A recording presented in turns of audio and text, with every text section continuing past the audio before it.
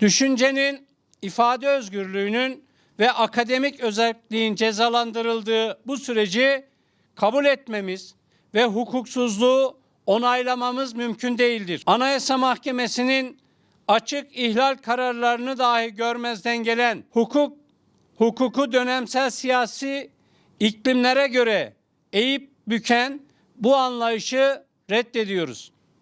Dolayısıyla Danıştay'ın bu son hukuk dışı kararına karşı Anayasa Mahkemesi'ne bireysel başvuruda bulunacağımızı ve yaşanan hukuksuzluğa karşı mücadele edeceğimizi kamuoyuna buradan ilan ediyoruz. Bilinmesini isteriz ki Danıştay'ın kendi kararlarını ve Anayasa Mahkemesi kararlarını hiçe sayarak verdiği bu son karar sadece barış akademisyenlerini değil, Türkiye'deki tüm demokratik değerleri ve yargı bağımsızlığını doğrudan hedef almaktadır.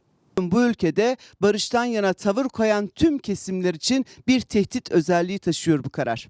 Bunu tanımlamak zorundayız.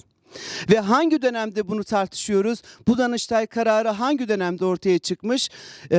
Bölgemizde ve dünyada mezhep çatışmalarının, kimlik çatışmalarının emperyalist güçler tarafından yükseltildiği ve zirveye oturtulduğu, mezhep ve kimlik çatışmaları üzerinden, farklılıkları üzerinden, Orta Doğu başta olmak üzere dünya halklarına yönelik bir çatışmanın ve savaşın başlamış olduğu, ülkelere müdahalelerin gerçekleşmiş olduğu bir dönemde bu süreci konuşuyoruz.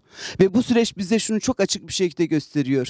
Ulus devletlerde kendi içerisindeki halklarla, mezheplerle ortak yaşamı örgütleyemeyen tüm devletler, demokratikleşemeyen tüm devletler, içeride çatışmayı ortadan kaldırıp barışı, halklarıyla barışmayı başaramayanlar her zaman bir müdahalenin hedefine oturmak durumunda kalıyor ve yıkımla baş başa kalıyorlar.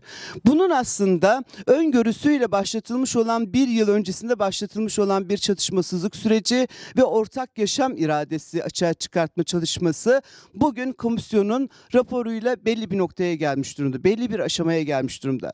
Şimdi biz çatışmasızlığı bu kadar çok konuştuğumuz, barışa bu kadar yakın olduğumuzu düşünmüş olduğumuz ya da düşünmeye çalıştığımız dönemde, bunca emeğin gerçekleşmiş olduğu dönemde yine tekrar barış talebinden kaynaklı akademisyenlerin göreve iadelerinin önüne bariyer çekilmesini anlamak mümkün değil.